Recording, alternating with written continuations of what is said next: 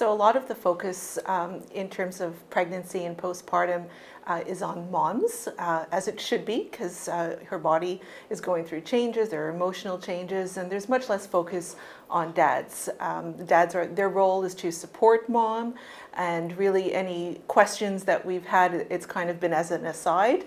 They have not been the main focus of research in the past, even though the transition to parenthood involves two people, both mom and dad.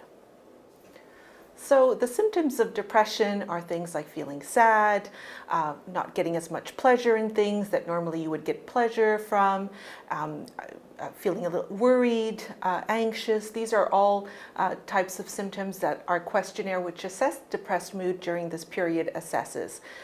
How can a partner or a family member or others detect it?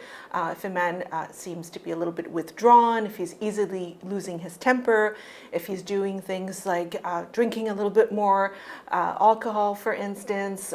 These are all signs of depressed mood that need to be addressed.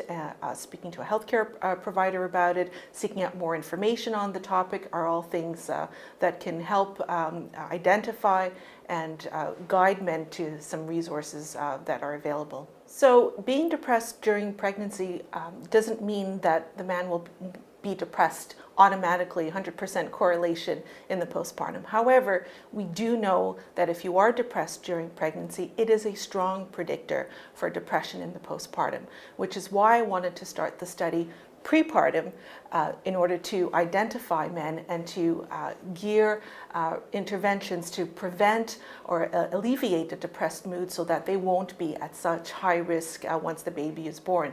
And so we're developing a website called healthydads.ca, which will help prepare men for the transition to parenthood and provide them with information, with tools, with resources that can really help them be prepared for what lies ahead.